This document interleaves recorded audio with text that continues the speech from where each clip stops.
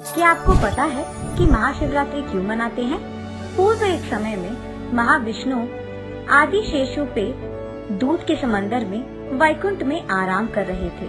ठीक तभी ब्रह्मा उनके पास जाते हैं। गहरी नींद में होने के कारण महाविष्णु को पता नहीं चलता कि ब्रह्मा वहाँ आए हैं। इस बात से नाराज होकर ब्रह्मा उनसे पूछते हैं, ये क्या है?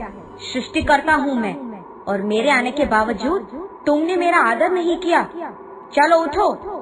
तब विष्णु ब्रह्मा की बातें सुनकर हंसकर उनकी तरफ देखकर ये कहते हैं, जब पूरा मेरे अंदर है तो मैं नहीं, तुम्हें मुझे आदर देना होगा। तुम मेरे कमल में से पैदा हुए हो और तुम मुझसे जबान लड़ा रहे हो। ऐसे ही ब्रह्मा और विष्णु में झगड़ा हो जाता है। दोनों इसी बहस में लग जाते हैं कि कौन ज्यादा महान है। और ऐसे ही आखिर में ब्रह्मा हंस वाहन पे और विष्णु गरुड़ वाहन पे युद्ध शुरू करते हैं।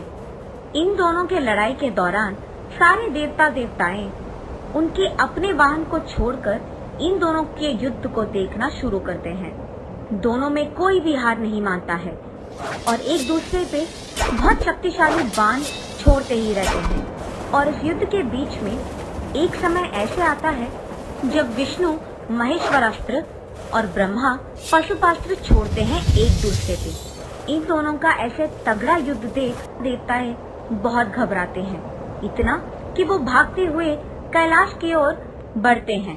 जब सारे देवता देवताएं शिवा के पास आते हैं उनसे मदद मांगने, सारे देवता देवताओं को परेशान देख शिवा कहते हैं कि मुझे पहले ही पता था कि ब्रह्मा और विष्णु के बीच में लड़ाई होने वाली है। मुझे पता है कि तुम लोग डर के मारे यहाँ आए हो। फिक्र मत करो, इसका हल मैं निकालूंगा। ये कहकर शिवा उनके पत्नी पार्वती देवी विष्णु और ब्रह्मा की युद्ध भूमि की ओर चलने लगते हैं। युद्ध भूमि पहुँचते ही शिवा चुपके से उन दोनों की लड़ाई को दूर से देखते हैं।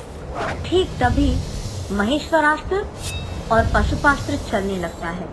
इससे पहले कि वो दोनों अस्त्र सब कुछ विनाश कर दे, शिवा उनकी ओर कदम बढ़ाते हैं और उन दोनों अस्त्रों को समेटकर एक अग्नि स्तंभ के रूप में बदलकर अचानक उन दोनों के बीच में एक अग्नि स्तंभ को प्रकट होते हुए देख विष्णु और ब्रह्मा चौंक जाते हैं। इस स्तंभ का आदि और अंत जो भी पहले जान पाता है वही महान है। ऐसे उस अग्नि स्तंभ से बातें महाविष्णु को और ब्रह्मा को सुनाई देते हैं। ये बातें सुनते ही ब्रह्मा आदि की ओर बढ़ने लगते हैं और उसके ठीक तुरंत बाद विष्णु भी अंत की ओर बढ़ने लगते हैं।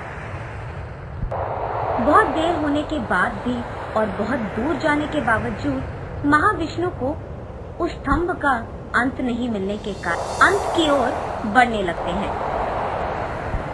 बहुत देर होने के बाद भी और बहुत दूर जाने के बावजूद महाविष्णु को उस स्तंभ का अंत नहीं मिलने के कारण वो मुड़कर वापस अग्नि स्तंभ की ओर बढ़ने लगते हैं। और दूसरी तरफ जब ब्रह्मा आदि की ओर बढ़ रहे थे तो उनको रास्ते में एक गाय और एक मुगली का फूल उनको दिखाई देता है।